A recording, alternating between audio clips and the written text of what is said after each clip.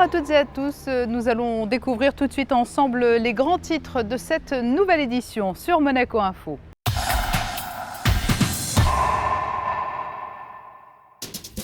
Avec pour débuter l'anniversaire des 10 ans de l'association Ladies Lunch. Retour sur le meeting d'athlétisme Herculis 2014 et son lot de records. Dans les rues de Monaco-Ville, la tradition du Chiaratou, le carnaval d'été relancé depuis 2011 par la mairie. Et puis nous refermerons ce journal en musique avec la deuxième soirée des concerts au Palais Princier. Pour débuter ce journal, les 10 ans du Ladies Lunch. Cette association vient en aide à l'enfance et l'adolescence. À l'heure des bilans, au cours des dernières années, force est de constater que le Ladies Lunch a pu œuvrer en faveur de nombreuses associations en organisant des déjeuners en principauté. Le reportage de Léa Bélante. Toutes différentes mais tellement complémentaires, les femmes qui œuvrent pour Ladies Lunch fêtent aujourd'hui les 10 ans de l'association. 10 ans de partage mais aussi de plaisir et de générosité. Cette initiative permet de rassembler des fonds en faveur d'associations monégasques œuvrant pour les enfants et les adolescents malades ou défavorisés. Elle organise 2 déjeuners par an pour apporter un soutien à ces différentes entités. Agrémentées de défilés de haute couture et de haute joaillerie, ces rendez-vous entre femmes deviennent incontournables en principauté. Depuis 5 ans, c'est la princesse Charlène qui en est la présidente d'honneur. Ladies Lunch a réussi quelque chose à Monaco, de fédérer les associations entre elles, de faire connaître certaines associations qui sont peut-être plus méconnues que d'autres et de passer d'agréables moments autour de déjeuners ou autour de soirées comme ce soir puisqu'on fête nos 10 ans. Ladies Lunch a organisé pour son anniversaire une exceptionnelle soirée au Yacht Club de Monaco.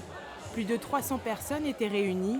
Les membres de l'association, les sponsors et les partenaires ont pu découvrir un défilé Gucci Kids pendant le dîner.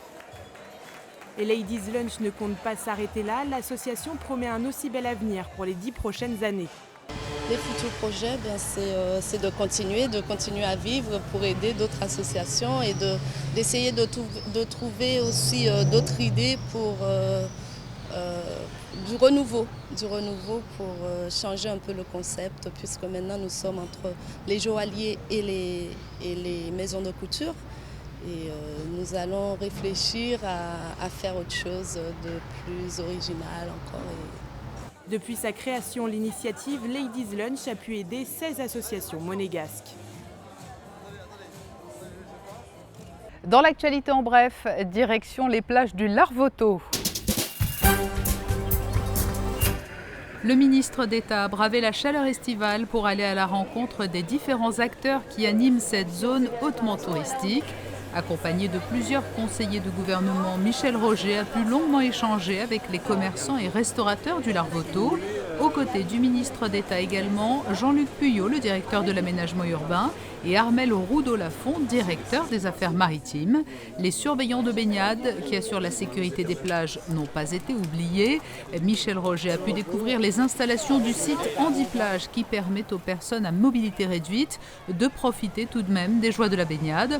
Enfin, ultime étape de cette visite au Larvoto, l'école bleue dirigée par l'apnéiste Pierre Frolat. Chaque été, des dizaines d'enfants sont initiés ici à la pratique de la plongée en bouteille ou en apnée. Retour à présent sur cette pluie de record qui est tombée sur le stade Louis II vendredi soir lors du meeting d'athlétisme Herculis 2014. La 10e étape de la Diamond League aura tenu toutes ses promesses avec notamment beaucoup de performances françaises. Émilie Rousseau revient sur les temps forts de cette soirée. Pascal Martino-Lagarde, France. On s'attendait à une soirée de record. Vendredi soir, et les athlètes ne nous ont pas déçus, en particulier les athlètes français. 2 d'entre eux ont affolé les chronos du stade Louis II, à commencer par Pascal Martino-Lagarde. Le champion de France du 110 mètres haies était pourtant au départ d'une course très relevée, mais ses bons résultats du moment ont fait la différence. Il passe la ligne d'arrivée en 12 secondes et 95 centièmes et bat ainsi le record de France, jusqu'alors détenu par la Doucouré. C'est la course de ma vie jusqu'ici, bien sûr. Je suis vraiment quelqu'un qui rêve énormément, donc je suis persuadé que c'est pas une fin en soi.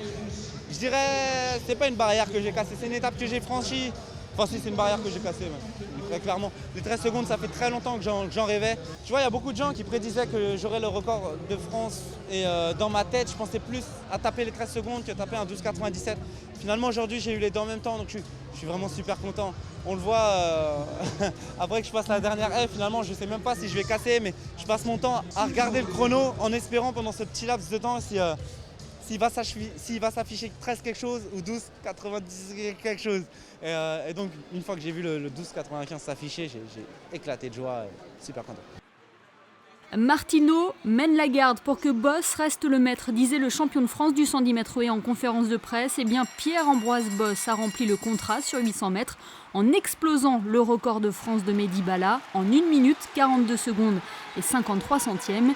Il termine deuxième de la course et devance le champion olympique Rudy Chat, de retour à la compétition. Il est sorti alors que je ne m'y attendais pas. Voilà. On m'a souvent dit cette phrase que quand tu t'attends pas, quand tu y penses trop, ça sort pas. Et réciproquement, donc aujourd'hui c'est exactement ce qui s'est passé. J'avais de bonnes sensations. Il n'y avait pas de vent, du monde, un beau public, donc tout était réuni pour que tout se passe bien, quoi. L'autre satisfaction du côté des Français, c'est le record personnel de Myriam Soumaré sur 100 mètres. Même si elle finit 7e, la Française aura ressenti de bonnes sensations sur la piste. Je suis super contente, je savais que j'avais les jambes qui répondaient, je savais qu'il y avait les conditions super, un public qui porte jusqu'au bout, donc je suis très très contente de ma performance. Christophe Lemaître s'est lui rassuré sur 200 mètres en réalisant sa meilleure performance de la saison. Autant dire que l'athlétisme français se porte bien à quelques semaines des championnats d'Europe de Zurich. On savait que le meeting Hercules était l'un des meetings les plus prestigieux.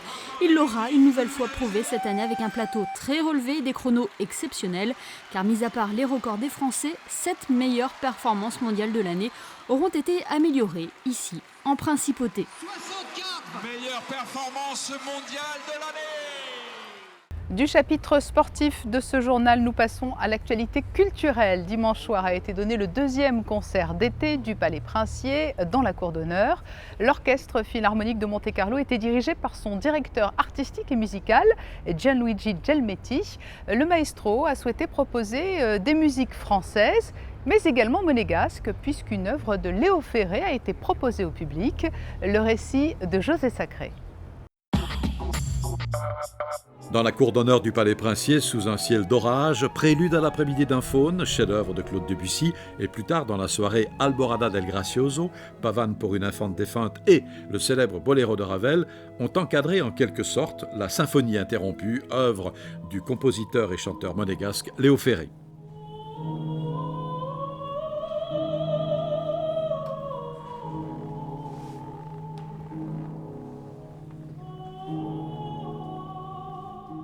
En jouant cette pièce orchestrale en 3 mouvements, interprétée avec la participation de la soprano Katarzyna Medlarska, l'Orchestre Philharmonique de Monte-Carlo a permis une fois encore de faire entendre le caractère génial de la musique de Léo Ferré.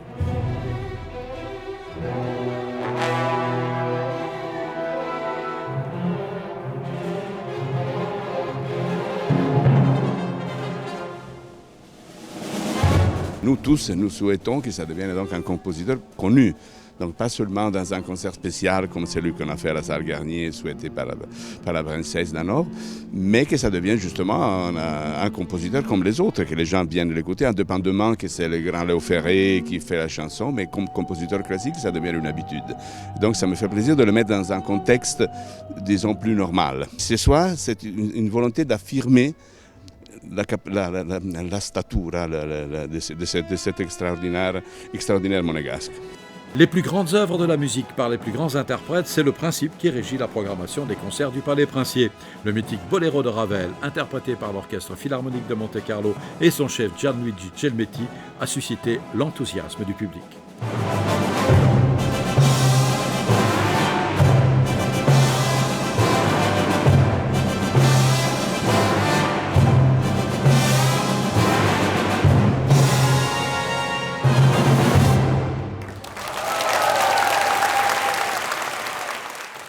Vendredi soir, le Rocher était aux couleurs du Chiaretou.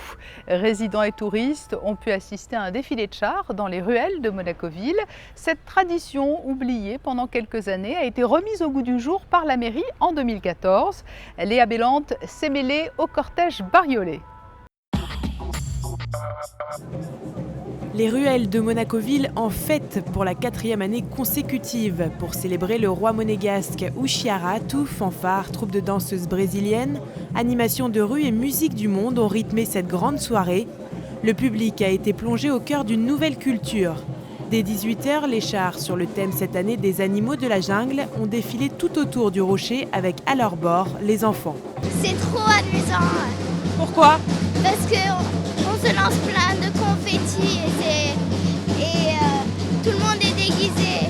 Il y a plein de musique, c'est très amusant. Autrefois, le carnaval monégasque se déroulait en hiver et les festivités duraient 3 jours. Cette vieille tradition, perdue dans les années 90, a été remise au goût du jour en été grâce au service animation de la mairie. L'occasion pour les touristes de découvrir une toute autre ambiance à Monaco et de prendre part à la fête avec les résidents. C'est une manifestation qui s'était perdue parce que les chars étaient anciens, la circulation dans les rues du Rocher était devenue compliquée puisqu'à l'époque, ce carnaval déambulait dans les rues du Rocher. Donc ces rues aujourd'hui sont un peu occupées. Donc je pense qu'à un moment donné, les vieux chars étant ce qu'ils étaient, c'est une manifestation qui a été interrompue. Depuis plusieurs années, l'idée était de remettre au goût du jour cette fête magnifique et puis typique en principauté parce que les anciens et les moins anciens attendaient ce moment-là. Donc nous avons restauré et réitéré cette fête. Petits ou grands, en famille ou entre amis, habitués ou de passage, tous ont été séduits par ce carnaval. Son succès grandissant en a fait un événement incontournable en principauté. Sur fond de batailles de confettis et de serpentins, les ruelles de Monaco-Ville ont pris des allures de grande parade estivale. C'est très bien, c'est une bonne ambiance. On croise plein d'amis, c'est chouette. Et comme le veut la tradition, la fête s'est clôturée avec un grand bal sur la place de la mairie. Et après ce carnaval vendredi dans les ruelles du Rocher, la mairie a également proposé une autre animation samedi très appréciée par les Monégasques et par les vacanciers de passage. Le premier feu d'artifice du 46e concours international de feux d'artifice pyromélodique de Monaco a été tiré. C'est la Pologne qui a ouvert le concours avant l'Espagne le 27 juillet, puis l'Angleterre les 9 et 16 août prochains. Cette année, ce sont les vainqueurs des 4 années précédentes qui vont s'affronter.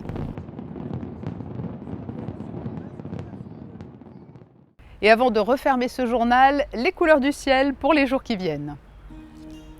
Ce mardi, ciel bleu le matin, quelques nuages en seconde partie de journée, sans pluie, vent faible, les températures seront conformes à la saison. Mercredi, soleil chaud, rares nuages, temps calme ou légère brise de mer.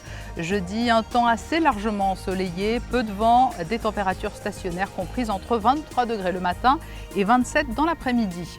Vendredi, belle journée calme de plein été, nuages insignifiants samedi, soleil et quelques nuages, chaleur lourde sans dégradation du temps. Voilà pour les prévisions météo. Dans un instant, la suite des programmes. Je vous dis à très bientôt sur Monaco Info.